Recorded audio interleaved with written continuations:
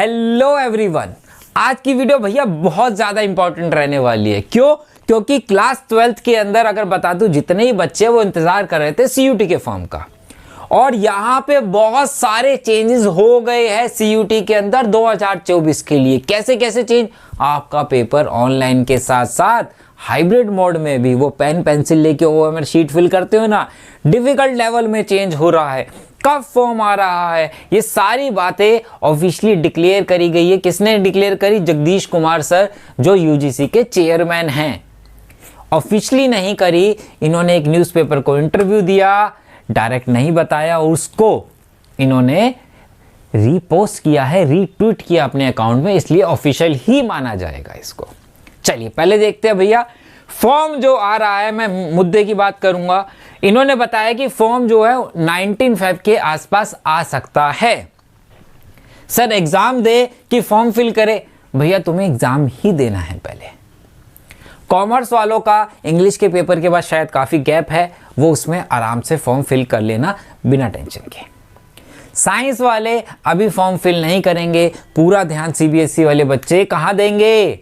अपने एग्जाम पे देंगे, क्योंकि इतना टाइम ये देंगे कि आप आराम से इसको कर सको। और क्या बात हुई भाई? और मुद्दे की बात, हमें पता है कि 15 मई से 31 मई के बीच में हमारे एग्जाम चलने वाले हैं। यहाँ पे from the format to number of subject low to the difficult level, यहाँ पे कह रहा है थोड़ा डिफिकल्ट लेवल से कम रखा जाएगा, मतलब मॉडरेट रहेगा। मॉडरेट क्यों रहेगा? क्योंकि नंबर ऑफ स्टूडेंट बहुत ज़्यादा एग्जाम में बैठता है। यहाँ पे और देखते हैं क्या कह रहा है कि ओएमआर शीट पे आपका टेस्ट होगा। इसका रीज़न क्या है ओएमआर पे हाइब्रिड में जाने का? क्योंकि जो छोटे छोटे रूरल एरिया में बच्चे थे, पिछली बार मैंने देखा 100 200 किलोमीटर बच्चा गया एग्ज़ाम देने के लिए, ऑनलाइन मोड नहीं होता था। एक बहुत इंपॉर्टेंट रीज़न था। तो अब एरिया वाइज ये सिस्टम हो जाएगा कि भैया जो लोकल एरिया होता है वहीं पे किसी स्कूल या कॉलेज में आपका सेंटर डल जाएगा और आप एग्ज़ाम दे पाएंगे। आपको बहुत दूर जाने की ज़रूरत नहीं है। ये एक बेस्ट सोल्यूशन इन्होंने निकाला।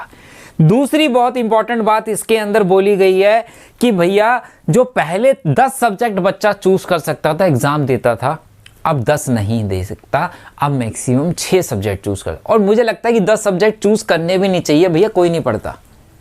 मैक्सिमम बच्चा 4 से 5 ही लेता है, इन्होंने 6 दे दिया। भैया वैसे ही नहीं 12th में 5 सब्जेक्ट पढ़ते, ये 10 सब्जेक्ट का पेपर देने जा रहे हैं, क्या सोच के? तो कोई नहीं देता, इसलिए इन्होंने लिमिट रख दी मैक्सिमम 6 सब्जेक्ट्स की रखने वाली। और एक बहुत और इम्पॉर्टेंट बात है यहाँ पे, पहले क्या होता था कि मान के चला केमिस्ट्री का पेपर 15 मई को भी हो रहा है, 16 मई को भी हो रहा है, 17 मई को भी हो रहा है।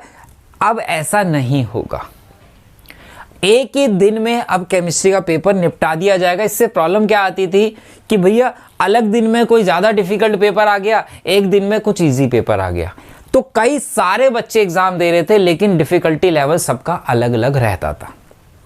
अब यहाँ पे झंझट खत्म हो जाएगा, क्योंकि एक साथ ही जब एग्जाम होगा ज़्यादातर बच्चों का, तो इसमें ज़्यादा पेपर्स नहीं बनेंगे, तो डिफिकल्टी लेवल को वो एक जैसा ही रखने में आसानी रहेगी। बच्चों को लगेगा कि उनके साथ कोई ऐसी चीटिंग नहीं हो रही है। तो बहुत सारी हमने बातें देखी। एक 19 फरवरी का एग्ज़ाम का फॉर्म आ सकता है, डिफ़िकल्ट लेवल मॉडरेट रहने वाला है, हाइब्रिड मोड में होगा, ऑफलाइन में भी होगा, ऑनलाइन में भी होगा, ठीक है। और यहाँ पे एक ही सेम डे में एग्ज़ाम कर दिया जाएगा, एक सब्जेक्ट का अलग अलग दिन में नहीं बांटा जाएगा। और यहाँ पे अगर आप देखो तो यहाँ पे लास्ट ईयर में इन्होंने बोला है कि 28 लाख बच्चों ने पेपर दिया है। 28 लाख स्टूडेंट ने फॉर्म को क्या किया था? फिल किया था। हाईएस्ट नंबर ऑफ एप्लीकेशन आई थी 28 लाख, मतलब इंडिया का सबसे बड़ा पेपर हो गया है सीयूटी। तो इस साल इससे भी बड़ा हो सकता है, तो इसका मतलब कंपटीशन बहुत ज़्यादा रहने वाला है। आपको प्रिपरेशन 12th के ही सब्जेक्ट्स पे करनी है, उसी पे फोकस करो, अच्छे से एग्ज़ाम दो सीबीएसई के, ताकि सीयूटी के अंदर ज़्यादा ना पढ़ना पड़े। आपको सिर्फ एग्ज़ाम्स के बाद एमसीक्यू पे फोकस करोगे तो इंडिया की टॉप यूनिवर्सिटी में आप एडमिशन ले पाओगे। तो यही सारी चीज़ें थी इसके अंदर कि जो इन्होंने बताई है। आपके साथ ये आर्टिकल का लिंक मैं डिस्क्रिप्शन में शेयर कर दूंगा, आप वहाँ जाके भी पढ़ सकते हो, ठीक है। तो अभी से पढ़ना स्टार्ट कर दो भैया। बोर्ड्स के लिए पढ़ रहे हो, जिनका हो चुका है बोर्ड्स, वो एमसीक्यू करना स्टार्ट कर दो। सीबीएसई वाले बच्चे अभी सिर्फ अपने एग्जाम पे फोकस करेंगे, ठीक है। जैसे ही कोई भी नोटिफिकेशन आएगा मैं आपके साथ उसका लिंक शेयर कर दूंगा। चलिए मिलते हैं बेटा नेक्स्ट वीडियो में। Bye bye, take care.